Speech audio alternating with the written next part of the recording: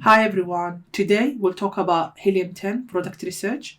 Helium 10 is a tool that you can do product research with it, keyword research, list optimization, and many more other things for your Amazon business. Today we'll focus on product research, and within the product research tab, there is a lot of other tools inside it. So we'll go to Black Box, and I'll show you a way how you can find ideas, basically for using different tricks, so you can end up with nice product ideas.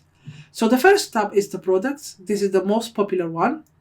This is the simple tab. We wanted to use the advanced one, and we add our own filtration.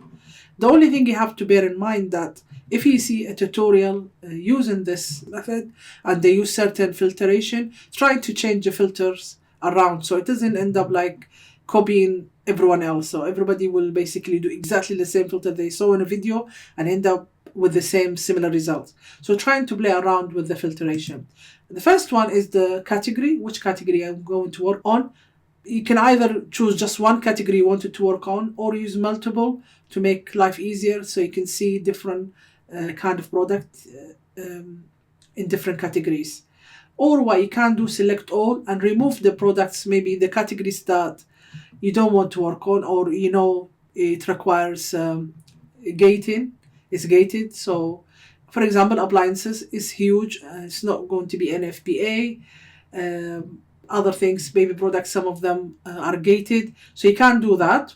Books is not something that is going to be private label, or we can choose main categories like home and kitchen, maybe industrial and scientific, and I'll use two others. Office products, that might seems good, and patio, lawn and garden. So that's four category we chose. Okay, now all this filtration, you can either fill them all up, or you can use certain filtration that you think is very important. And I'll tell you what I consider to be important.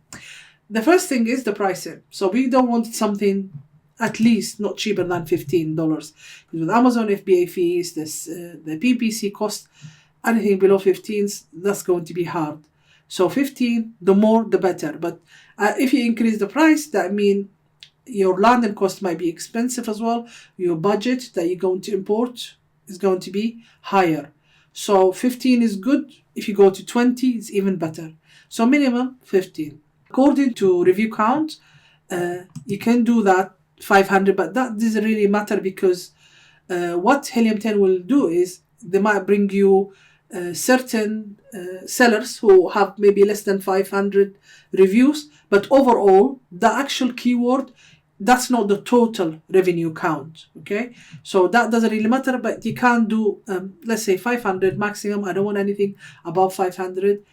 And number of sellers, this is something else. So if we are doing private label, we don't want basically a listing that's got 50 other sellers or 10 sellers. So we do two, because sometimes the same seller could sell two different either, for example, the same seller would sell as a merchant and FBA that consider two sellers. So two maximum, not more than two.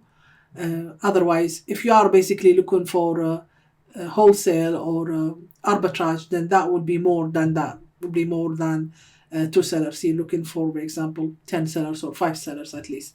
So that's for the private label. So this is the only filtration I would do. Yes, and the revenue.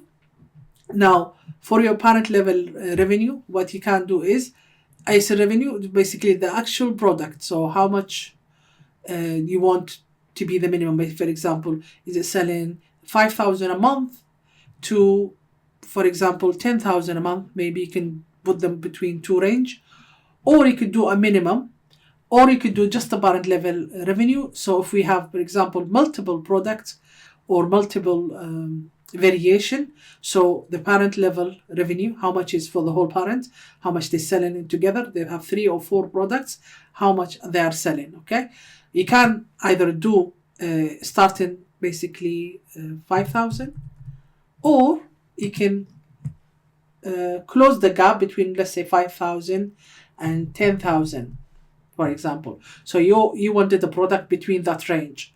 So that will narrow the product ideas that the filtration will bring for you. If you, for example, you did, start at 5,000 and you leave that open, that might bring you something that's selling for $1 million a month, and you don't have the budget to actually get something like that.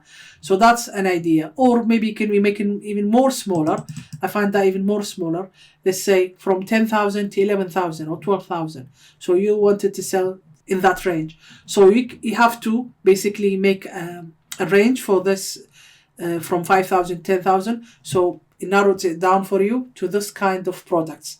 That's easier than actually just doing a starting from 5,000 or starting is 10,000 and just leave it. Or you could do sales units. Let's say I wanted to sell 10 a day, so at least maybe 300 units, okay, to maybe 500. I don't want anything that sells more than that, because if anything sells a lot a month, that means there's more competition, then that means there's more budget that I have to basically to invest in. So I'm starting for a new product. This is only for person, this is their first product and they want to start on this new product and they don't want to spend too much money upfront. So we just narrow it into around that range. We know something that sells 5,000, 10,000, hopefully it doesn't have that huge search volume. So you are around that area. But that's not the end and all. After we do this filtration, we get list of product, and then we have to analyze each keyword separately to see if that's something we wanted to invest in or not. And I'll show you the trick I was saying. Well, let me show you. Let's do the filtration here now. And then we search. And then bring us all these products, okay? And then here, so the parent level revenue is 7,000. So this is for 7,000. What is this? Some tool. So you'll have to look at this and then use that keyword to search in X-ray. And I've got a video about X-ray in the channel. You can refer to it. So we just find an idea of a product and then we just do search. You see, because we did industrial and scientific, you will get a lot of tools like that, similar to this one. Let's say if this one, what is this? So this is a tablet lab desk, okay? Yeah, it looks okay. How much is it selling for? Yeah, so selling nearly 7,000.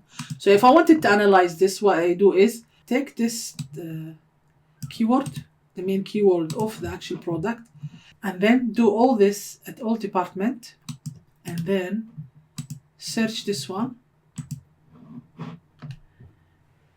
Search the main keyword using X-ray. So when we do black box the product tab and we do all of filtration, we still need to research the product using the Helium 10, okay? Helium 10 X-ray. And then what we do is we analyze it using X-ray. So we go to X-ray, and first thing I do, always have to do, is hide sponsor product. So you see all this, let me just show you first.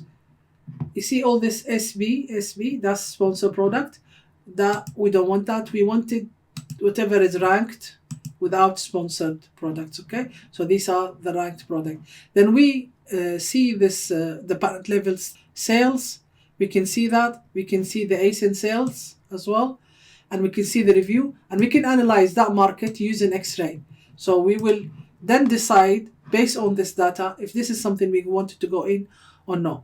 Okay, so this is the way we will do it. But now I'll show you something, how we can actually even minimize our search and make it even more granular. If you go to the product tab again, and we'll edit the filter.